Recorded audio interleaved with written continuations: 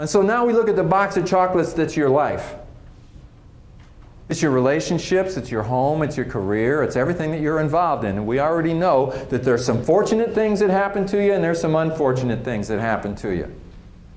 The question is, do you really know? At 59 years old, I have realized that sometimes something can look unfortunate at the time, and later on you look back at it and you say, that was the best thing that could have happened to me. I mean, I go all the way back to when I was in boot camp in the Navy. All right? You know, I didn't like boot camp, okay? I really didn't like boot camp. And I remember being there, you know, just sort of how you get abused in boot camp and thinking, why did I join? Why am I here? Groovy haircut and all this kind of stuff, trying to, you know, take away all of your individuality and everything else. And you know, I look back on it now and I say that was the best decision I ever made at the time.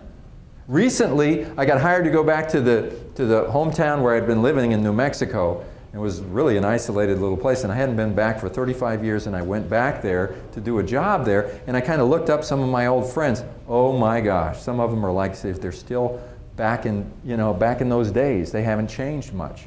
A lot of them got into drugs. A lot of them got into all kinds of stuff, and their life has gone nowhere. And I'm going, I could be there.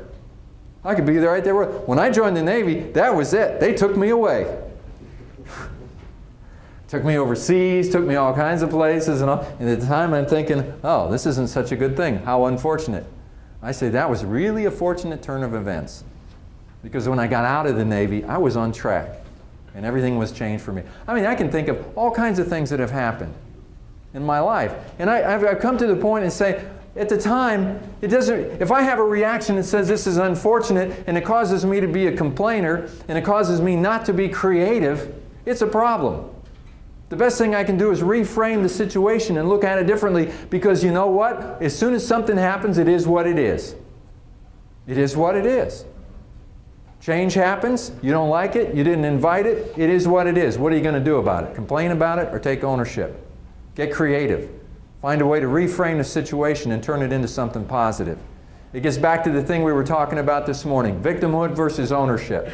Anytime something happens to you and it's unfortunate, you can complain and become a victim.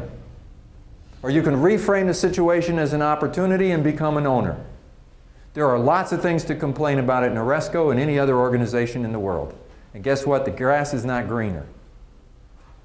Sure, it's always greener on the other side. Yeah, it always looks that way, but it's not. It's not. And the challenge to everybody here in terms of creativity is to figure out ways to make it better. Figure out ways to improve your attitude. Improve the attitude of the people that you have a problem with who have a bad attitude. Okay? Instead of complaining about them because of their attitude, help them to have a good one. Build teamwork.